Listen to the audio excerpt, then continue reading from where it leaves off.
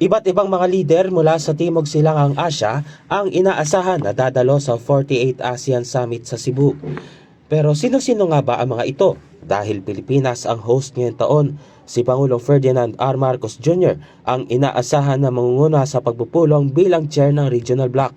Si Sultan Hassanal Bolkiah ang dadalo mula sa bansang Brunei Darussalam. Siya ay nagsimulang maghari sa kanyang bansa mula noong 1967 at siya rin ang tumatayong Prime Minister ng Brunei mula noong sila ay naging malaya mula sa kamay ng mga Briton noong 1984. Isa siya sa natitirang reigning monarchs ngayon sa mundo. Si Prime Minister Hun Manet naman ang dadalo mula sa bansang Cambodia.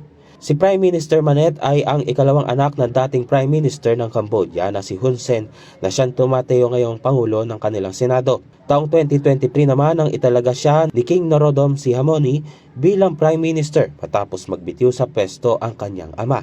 Mula sa Malaysia, si Prime Minister Anwar Ibrahim naman ang dadalo para sa nasabing summit. Si Anwar ang nagsilbing chair ng ASEAN noong nakaraang taon nang maging host ang bansang Malaysia para sa nasabing summit.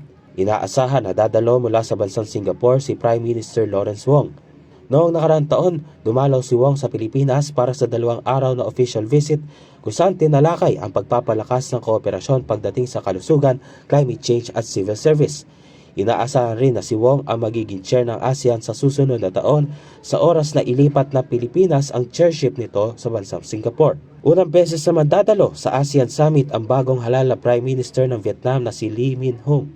Nahalal lamang nitong Abril si Lee Min-hung bilang ika-9 na Prime Minister ng nasabing bansa.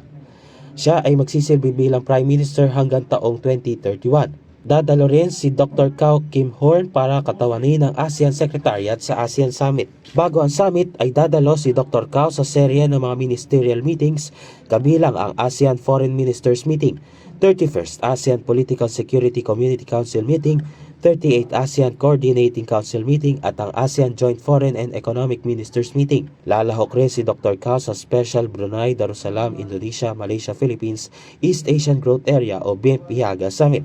Inaasahang nakatuon naman ang diskusyon ng ASEAN leaders sa mga paksa tulad ng pagtiyak sa energy security at resilience, pag-stabilize sa food security at pagprotekta sa kapakanan ng mga mamamayan ng ASEAN. Para sa Integrated State Media, Gab Humilde Villegas ng PTV.